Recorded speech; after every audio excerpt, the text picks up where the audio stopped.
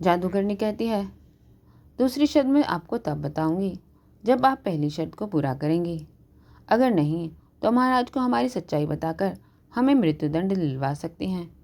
यकीन मानिए, हमें ज़रा भी दुख नहीं होगा। हीरा कुछ देर सोचती है और फिर कहती है, ठीक है, मैं तुम्हें सच बताऊंगी, पर अकेले में। और ये कहकर पनवारी की तरफ देखती है। जादूगरनी कहती है, आप इनकी चिंता मत करिए, ये किसी से कुछ नहीं बताएंगे। आप निसंकोच होकर इनके सामने अपनी सारी बातें कह सकती हैं। अगर फिर भी आप अपनी बातों को गुप्त रखना चाहती हैं तो मैं अकेले में आपकी बात सुनने को तैयार हूँ। हीरा, नहीं, मैं किसी के सामने भी नहीं बता सकती।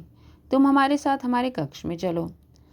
हीरा जादूगरनी और पन्ना के साथ अपने कक्ष में आती है और वहाँ तीनों आसन पर बैठती हैं और पनवाड़ी को एक सेवक बाहरी पकड़े कर रखते हैं। हीरा जादूगरनी को अपनी सारी सच्चाई बताती है, लाल शहजादे से रिश्ता होने से लेकर लाल के वापस नागलोक जाने तक, और फिर लाल के दंड मुक्ति के उपाय हेतु पंचप्रयाग का जल नाग पंचमी तक लाने की हर बात जादूगरनी को बताती है। सारी सच्चाई बताने के बाद हीरा शहजादी कहती है, कहो जादूगरनी, क्या हमारे पति को पुनः पाने के लिए तुम हमारी सहायता करोगी? जादूगरनी कहती है, लेकिन मैं आपकी इसमें क्या सहायता कर सकती हूँ? तो हीरा कहती है, तुम अपनी जादू की शक्ति से किसी भी प्राणी को किसी भी पशु पक्षी में रूप दे सकती हो। तुम अपनी इसी विद्या की सहायता से मुझे किसी पक्षी का रूप दे देना, जिससे मैं उड़कर पंचप्रयाग के तक पहुंच सकूं और समय रहते पंचप्रयाग का जल लाकर अपने पति को वापस पा सकूं। जादूगरनी कहती है, ठीक है, मैं आपकी सहायता करने को तैयार हूँ। पन्ना कहती है, पर तुमने अपनी दूसरी शर्त को तो बताई ही नहीं। जादूगरनी कहती है, उसकी कोई आवश्यकता नहीं। आप अपने प्रेम को वापस पाने के लिए ये सब कर रही हैं, मैं जानती हूँ। अगर मैं आपकी सहायता नहीं करूँगी तब भी आप मुझे मृत्युदंड नहीं देंगी, क्योंकि अगर आपको मुझे मृत्युदंड देना होता तो उसी दिन दिलवा देती जिस दिन मैंने आपके पति को मेमना बनाया था, किंतु आपने ऐसा नहीं किया। मेरी विद्या से अगर किसी को उसका प्रेम वापस मिले तो ये मेरे लिए सौभाग्य की बात होगी। शायद इसी पुण्य फल के बदले ईश्वर मेरे अपराध क्षमा करे। और ये कहते हुए जादूगरनी का गला भर और आंखें दोनों भर आते हैं। हीरा शहजादी कहती है, मैं सही थी, बहुत तड़प है तुम्हारी आंखों में। जादूगरनी अपनी जगह से खड़ी होकर अपने आंसू पोंछती है और फिर कहती है, कहिए शहजादी, कौन सा पक्षी बनना पसंद करेंगी? हीरा शहजादी कहती है, बाद में, पहले तुम अपनी दूसरी शर्त बताओ। जादूगरनी कहती है, चिंता मत करिए शहजादी, मैं आपको धोखा नहीं दूंगी। विश्वास कीजिए मेरा, अपने प्यार से बिछड़ने की तड़प क्या होती है ये मुझे ज्ञात है। हीरा शहजादी कहती है, इसी तड़प के बारे में तो जानना चाहती हूँ जो तुम्हारे दिल से होकर आंखों में नजर आती है। जादूगरनी हीरा की तरफ हताश नज़रों से देखती है। हीरा फिर कहती है, अपने मन की व्यथा बताओ। हो सकता है जिस प्रकार तुम हमारी सहायता कर रही हो उसी प्रकार हम भी तुम्हारी सहायता कर सकें। जादूगरनी की आंखों से आंसू बहने लगते हैं। हीरा उसे आश्वासन देते हुए हाँ में सिर हिलाती है। जादूगरनी कहती है, शहजादी, आप पूछती हैं तो मैं बताती हूँ। मेरा नाम नीलम है, मैं एक निषाद कन्या हूँ। मेरे पिताजी निषाद राज के यहाँ एक छोटे से सेवक थे। मैं और मेरे पिताजी केवल यही छोटी सी दुनिया थी हमारी। एक दिन मेरे पिताजी की तबीयत खराब हो गई तो उनकी जगह पर निषाद राज के यहाँ चाकरी करने को मैं चली गई। उस दिन निषाद राज और निषाद रानी कहीं बाहर गए थे। उस समय घर पर निषाद राजकुमार मानिक अकेले थे। मुझे देख उनके मन में प्रेम भाव उत्पन्न हुआ तो उन्होंने मुझसे अपने प्रेम को स्वीकार करने का आग्रह किया, किंतु मैं जानती थी कि निषाद राज को हमारा प्रेम कभी स्वीकार नहीं होगा, इसलिए मैं मना करके वहाँ से चली आई। किंतु राजकुमार मानिक ने तो जैसे हठ ही पकड़ ली। उसके बाद वो हर स्थान पर मेरा पीछा करने लगे और बार बार यही कहने लगे कि वो मुझसे बहुत प्रेम करते हैं और मैं उनके प्रेम को स्वीकार कर लूं।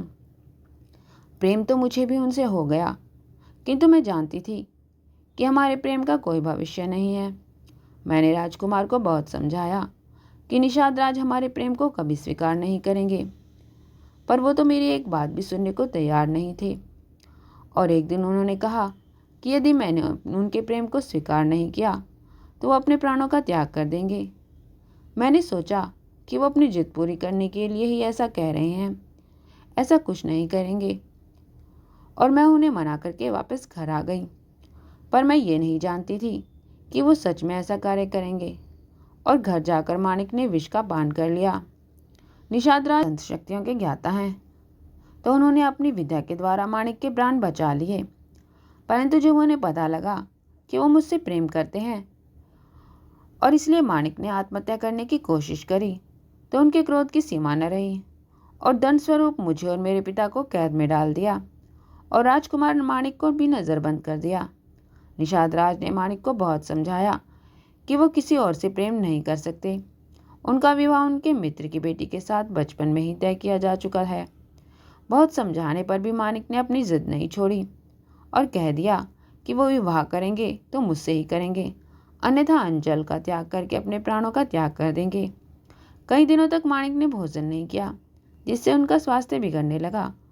तो निषाद रानी ने निषाद राज से आग्रह किया कि वो माणिक का विवाह उनकी पसंद की लड़की से करवा दें। एक ही तो पुत्र है हमारा, अगर इसे भी कुछ हो गया तो हम क्या करेंगे। पर निषाद राज ने रानी की बात नहीं मानी और कहा, मैंने अपने मित्र को वचन दिया है जिसे मैं नहीं तोड़ सकता। माणिक का विवाह वहीं करना होगा जहां मैं चाहूँगा। निषाद रानी कहती है, किंतु निषाद राज, क्या आपको लगता है माणिक ऐसा करेगा? उसने अलजल का त्याग कर दिया है। कई दिनों से हमारे पुत्र ने कुछ नहीं खाया और अब तो उनका स्वास्थ्य भी बिगड़ने लगा है। अगर इसी तरह वो भूखे और प्यासे रहे तो कहीं हमारे पुत्र को कुछ। और ये कहते हैं कि निषाद रानी रोने लगती है। निषाद राज कहते हैं, आप चिंता न करिए रानी, मैं खुद अपने पुत्र को भोजन करवाऊंगा, आप बस उनकी पसंद का भोजन बनाइए। उसके बाद निषाद रानी भोजन बनाने के लिए चली जाती है और निषाद राज सेवक को आज्ञा देते हैं, जाओ उस लड़की और उसके पिता को कारावास से लेकर आओ। इधर माणिक अपने कक्ष में बिस्तर पर लेटा होता है। तभी वहां निषाद राज आते हैं और माणिक के पास बैठकर उसके बालों में प्यार से हाथ फेरने लगते हैं। माणिक निषाद राज को देखकर दूसरी तरफ मुंह फेर लेता है। निषाद राज कहते हैं, पुत्र, तुम्हारी माँ कह रही थी कि तुमने कई दिनों से कुछ नहीं खाया। अगर ऐसे भोजन का त्याग करोगे तो तुम्हारा स्वास्थ्य और बिगड़ जाएगा। तभी निषाद रानी भोजन की थाली हाथ में ले आती है। निषाद राज भोजन की थाली लेकर कहते हैं, मैंने तुम्हारी जिद के सामने हार गया पुत्र। जैसे तुम चाहोगे वैसा ही होगा, बस तुम भोजन कर लो। ये सुनकर माणिक खुशी से उछलकर बैठ जाता है और निषाद राज की तरफ देखते हुए कहता है, सच पिताजी, आप नीलम से मेरा विवाह करवा देंगे? निषाद राज प्यार से माणिक के सर पर हाथ फेरते हुए कहता है, हाँ, किंतु उसके लिए तुम्हें पहले भोजन करना होगा। माणिक कहते हैं, आप मुझे भोजन करने के लिए झूठ तो नहीं बोल रहे? तो निषाद राज कहते हैं, मैं बिल्कुल सच कह रहा हूँ, तुम चाहो तो सेवक से पूछ सकते हो। मैंने उस लड़की और उसके पिता को कैद से मुक्त कर दिया है। तब एक सेवक कक्ष के अंदर आता है और कहता है, निषाद राज, मैंने उन दोनों को कैद से मुक्त कर दिया है। निषाद राज सेवक की तरफ देखकर हाँ में सिर हिलाता है और फिर माणिक की तरफ देखकर कहता है, सुना, अब जल्दी से भोजन कर लो और फिर तुम्हारे विवाह की तैयारी भी करनी है। माणिक खुश होकर भोजन करने लगता है। निषाद रानी शंका भरी नजरों से निषाद राज की तरफ देखती है और मन में सोचती है कि अभी तो ये मना कर रहे थे, फिर ये इतनी जल्दी माणिक का विवाह उस लड़की से करने को कैसे मान गई। माणिक खाना खाते हुए खुशी से कहता है, पिताजी, क्या मैं नीलम से मिल सकता हूँ? निषाद राज, हाँ, अवश्य मिल सकते हो पुत्र, परंतु केवल एक बार, क्योंकि विवाह विधि शुरू होने के बाद जब तक तुम्हारा उनके साथ विवाह नहीं हो जाता तब तक तुम उनसे नहीं मिल सकते। माणिक खाने की थाली एक तरफ सरकाते हुए कहता है, हाँ पिताजी, बस एक बार ही मिलूंगा, उसके बाद विवाह होने तक नीलम से मिलने के लिए बिल्कुल भी नहीं कहूँगा। निषाद राज माणिक के गाल पर प्यार से हाथ रखते हुए कहते हैं, ठीक है, जाओ मिल लो। माणिक खुशी से उछलता हुआ बाहर जाता है। बाहर आंगन में नीलम और उसके पिता खड़े होते हैं। माणिक भागकर आकर नीलम के गले लग जाता है और खुशी से कहता है, देखा नीलम, मैंने कहा था ना, मैं अपने पिताजी को मना लूँगा। मेरे पिताजी मुझसे बहुत प्रेम करते हैं, आज तक मैंने उनसे जो भी मांगा है उन्होंने वही मुझे दिया है। और नीलम से अलग होकर उसके गालों को अपने दोनों हाथों में के बीच में पकड़कर कहता है, हमारा प्रेम जीत गया। पिताजी ने हमारे विवाह की स्वीकृति दे दी। और ये कहकर फिर खुशी से नीलम के गले लग जाता है। निषाद राज दूर खड़े होकर ये सब देखते हैं और निषाद रानी के मन की शंका प्रबल होती जाती है। और ये बात सुनकर नीलम और उसके पिता के चेहरे का रंग उड़ जाता है। नीलम अपने हाथ माणिक की पेट पर रखती है और कहती है, माणिक, मैं आपसे। माणिक नीलम से अलग होकर उसके चेहरे की तरफ देखता है और फिर कहता है, तुम खुश नहीं हुई हमारे विवाह की बात सुनकर? तभी निषाद राज माणिक के पास आते हैं और नीलम कुछ कहे उससे पहले निषाद राज कहते हैं, पुत्र, ये बहुत खुश है, बस शर्मा रही है। विवाह की बात से कोई भी लड़की शर्मा जाएगी। और फिर माणिक के कंधे पर हाथ रखकर कहते हैं, अच्छा अब चलो, चलकर आराम कर लो। तुम्हारा स्वास्थ्य ठीक नहीं है और इसे भी आराम करने दो, फिर तुम्हारे विवाह की तैयारी करनी है। माणिक खुश होकर हाँ में सिर लाता है और फिर नीलम का हाथ अपने हाथ में पकड़कर कहता है, तुम दुखी मत होना, देखना पिताजी जल्द ही हमारे विवाह करवा देंगे। अब तुम भी घर जाकर आराम करो। रात के समय निषाद राज अपने कक्ष में खड़े हुए झरोके से बाहर का दृश्य देख रहे थे। तभी वहाँ निषाद रानी आती है और कहती है, मैं आपसे कुछ बात करना चाहती हूँ। निषाद राज कहते हैं। निषाद रानी कहती हैं, एक ही तो पुत्र है हमारा और आप उसके साथ। तभी निषाद राज रानी की तरफ घूमता है और रानी के सामने खड़े होकर तेज और कर्कश आवाज में कहता है, धन्यवाद करो ईश्वर को कि हमारे एक ही पुत्र है। कुल और वंश की बेल को आगे बढ़ाने हेतु मेरे हाथ बंधे हैं, अन्यथा जिस दिन माणिक को उस लड़की से प्रेम हुआ था वो दिन माणिक की जिंदगी का आखिरी दिन होता। ये सुनकर रानी डर जाती है और कुछ कह नहीं पाती, बस आंखों से आंसुओं की धारा बहती है। निषाद राज फिर कहते हैं, जो औषधि मैंने तुम्हें दी थी वो माणिक को खिला दी? निषाद रानी आंखें नीचे करके धीरे से कहती है, जी। निषाद राज कहते हैं, जाओ। और निषाद रानी वहां से जाने लगती है। तभी एक सेवक कक्ष में आता है। रानी कक्ष के बाहर खड़े होकर उनकी बातें सुनती है।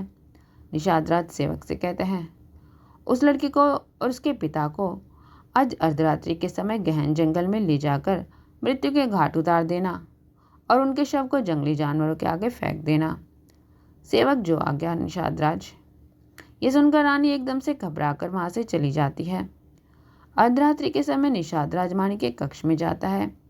माणिक अपने बिस्तर पर सो रहा था। निषाद राज उसके पास बैठकर उसके बालों को सहलाता है और उसका हाथ अपने हाथ में लेकर चूमता है और फिर उसे अपनी बाहों में भरकर सीने से लगा लेता है और कुछ देर इसी तरह उसके पास बैठा रहता है। माणिक गहरी नींद में सो रहा था और कुछ देर बाद निषाद राज माणिक को अपनी बाहों में उठाकर वहां से बाहर आ जाता है। निषाद रानी ओट से छुपकर निषाद राज को माणिक को अपने साथ बाहर ले जाते देखती है। उनके जाने के बाद रानी ओट से बाहर आती है और घुटनों के बल बैठकर जोर जोर से रोने लगती है और रोते हुए कहती है, मुझे माफ़ कर दो पुत्र, मैं तुम्हारी कोई सहायता नहीं कर सकती। मैं माँ होने का फर्ज नहीं निभा सकी, मुझे माफ़ कर दो।